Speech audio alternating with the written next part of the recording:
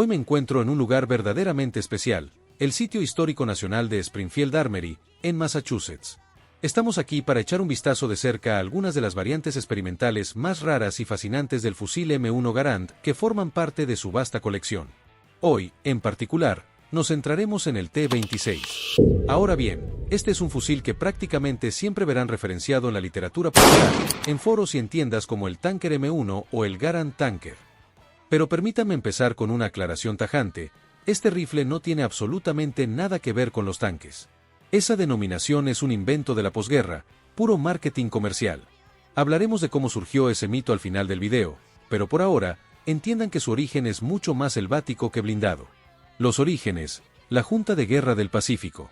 El T-26 fue desarrollado para combatir en el Teatro de Operaciones del Pacífico. Su conceptualización fue obra específica de la Junta de Guerra del Pacífico, Pacific Warfare Board, del Ejército de los Estados Unidos. Debemos situarnos cronológicamente alrededor de 1944. En ese mismo periodo, la Springfield Armory ya estaba trabajando en su propio proyecto oficial, el M1E5, que era la versión de carabina corta con culata plegable del Garand. Lo que resulta fascinante de la historia del desarrollo de armas es que, a menudo, dos grupos diferentes intentan resolver el mismo problema sin hablarse entre sí. Los proyectos del M1E5 y del T-26 ocurrieron de forma simultánea pero independiente.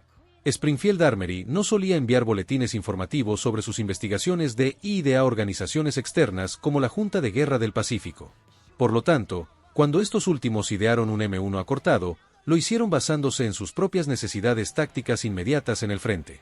La idea detrás del T-26 no era dotar a los paracaidistas, como ocurría con el M1E5. El objetivo era crear un arma que tuviera una capacidad terminal superior en la maleza espesa de la selva en comparación con la carabina M1.30 Carbine. A todos los soldados les encantaba la carabina M1, era corta, ligera, manejable y teóricamente ideal para los combates confinados en la jungla. Sin embargo, surgió un problema recurrente en los informes de combate: se consideraba que no tenía suficiente capacidad para cortar maleza. El debate de la balística en la selva. Este es un debate que resuena incluso hoy en las discusiones de 5.56 mm contra 7.62 mm, .308. Los soldados en el Pacífico se quejaban de que las balas ligeras de la carabina M1 se desviaban al chocar con ramas, arbustos, hojas grandes y vegetación densa. El razonamiento de la Junta fue: ¿qué pasaría si tomamos la potencia bruta del cartucho 30-06 del M1 Garand, que es capaz de atravesar casi cualquier obstáculo vegetal, y simplemente recortamos el fusil para hacerlo tan manejable como una carabina? Bajo esta premisa, la 6ª División de Infantería en Filipinas recibió la orden de fabricar 150 unidades de este modelo acortado para pruebas de campo. La Junta de Guerra del Pacífico les dijo específicamente: hagan 150 de estos para que podamos ver cómo se comportan en combate real. No sabemos con certeza si llegaron a completar la cifra total de 150, pero fabricaron al menos un puñado, ya que enviaron 2 de ellos de regreso a Washington para someterlos a pruebas oficiales. El rifle que tengo sobre la mesa hoy es uno de esos 2 ejemplares originales que regresaron de Filipinas. Como pueden ver, tiene un aspecto algo desgastado, con la pátina propia de un arma que ha pasado por pruebas rigurosas. Análisis técnico: ¿qué hace a un T-26 auténtico? Antes de profundizar en los resultados de aquellas pruebas, analicemos el arma pieza por pieza, porque difiere significativamente de lo que se suele vender hoy en el mercado civil como Tanker Garands. En esencia, desde la mitad del rifle hacia atrás, todo es un M1 Garand estándar y original. El cambio drástico ocurre en la parte frontal. El cañón se ha acortado a 18 pulgadas, unos 45.7 centímetros. Esto lo hace 6 pulgadas, 15 centímetros, más corto que el cañón estándar de 24 pulgadas de un Garand convencional. Para que el arma siguiera funcionando, el puerto de gases tuvo que moverse hacia atrás exactamente la misma distancia. Un detalle distintivo de un T-26 auténtico, a diferencia de las conversiones comerciales modernas, es el uso de una abrazadera frontal de un Springfield 1903. En un M1 Garand estándar, hay una banda única en la parte trasera del guardamanos delantero que se acopla con una tapa metálica en el frente de la culata para bloquear ambas piezas. En el T-26, al ser una conversión de campo en su origen, no utilizaron ese sistema elegante. Al realizar el desarme, que por cierto es idéntico al de un Garand normal, tirando del guardamonte para liberar el grupo de disparo, podemos ver las tripas del sistema. Al separar la culata de madera del conjunto del cañón y el cajón de mecanismos, observamos que la madera no tiene esa tapa metálica final. En su lugar, El guardamanos se encaja directamente en la banda del cañón del modelo 1903. No es una solución tan refinada visualmente como la del M1 estándar, pero cumplía su función en las condiciones de urgencia de la guerra. Las pruebas en el terreno de Aberdeen.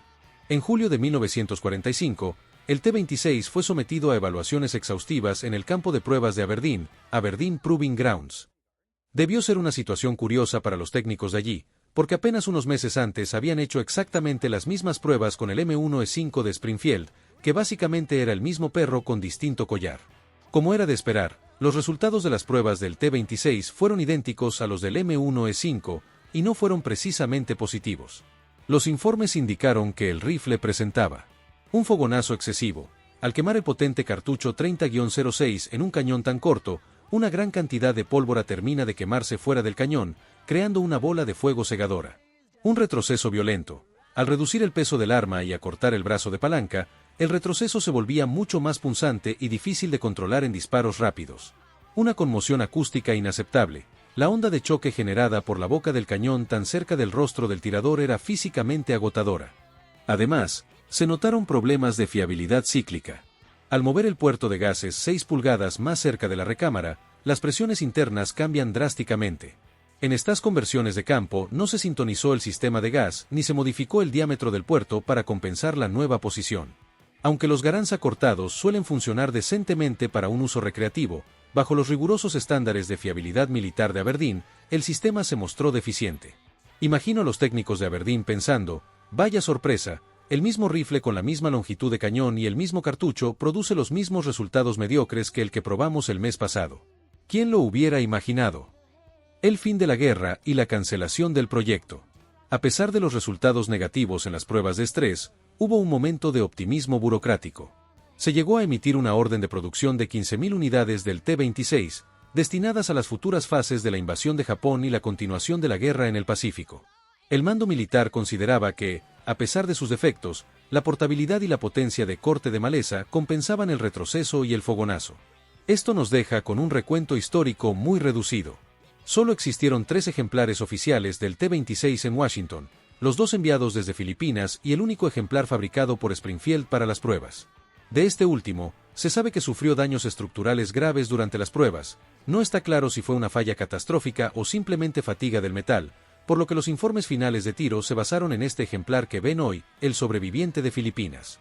El paradero del ejemplar original de Springfield y del segundo rifle de Filipinas es un misterio. Es posible que fueran reconstruidos como Garands estándar después de la guerra o que descansen en alguna caja olvidada en un almacén militar junto al resto de la colección dispersa de Aberdeen. El nacimiento del mito del tanker. Aquí es donde entramos en el terreno de la fantasía comercial. Si el T-26 nunca se usó en tanques y nunca pasó de ser un prototipo experimental para la jungla, ¿por qué todo el mundo lo llama tanker? La respuesta está en el mercado de excedentes de posguerra. En las décadas de los 50 y 60, empresarios del sector de las armas, no recuerdo el nombre exacto de la compañía en este momento, se dieron cuenta de que tenían miles de piezas de M1 Garand y que podían crear un producto nuevo y atractivo. Idearon la versión corta porque era cool y manejable.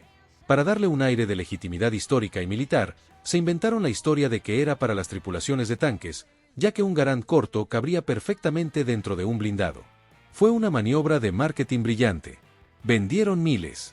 La gente compró la idea porque tenía sentido lógico, aunque careciera de base histórica. Hoy en día, la mayoría de los coleccionistas serios entienden que estos son armas de fantasía o recreaciones comerciales, pero el nombre tanker se ha quedado grabado a fuego en el léxico colectivo. No me malinterpreten, son rifles muy divertidos. Yo mismo tengo uno en mi colección personal. El mío está recamarado en .308, 7.62 por 51 mm NATO, en lugar del original, 30-06, lo cual es más sensato para un cañón corto. Conclusión y visita al museo. Para terminar, quiero expresar mi más sincero agradecimiento al Sitio Histórico Nacional de Springfield Armory por permitirme acceder a este T-26 auténtico, una verdadera pieza de historia de conversión de campo.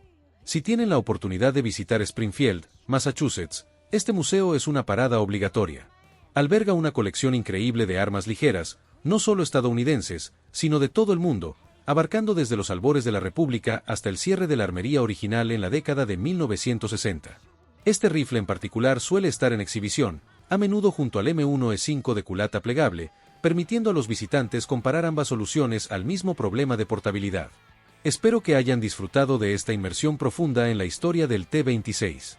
Es un recordatorio de que, a veces, las historias más interesantes en el mundo de las armas de fuego no son las de los modelos que ganaron guerras, sino las de los experimentos curiosos que se quedaron en el camino.